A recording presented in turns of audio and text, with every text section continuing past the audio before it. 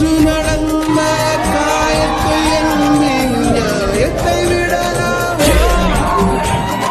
நியாயம் காயம் அவனே அறிவான், அவனிடம் அதனை விட்டு ஜெயிக்கணும். ஏறி ஏறி அடிச்சுட்டு போயிட்டே இருக்கணும். நம்ம ஜெயிக்கணும்.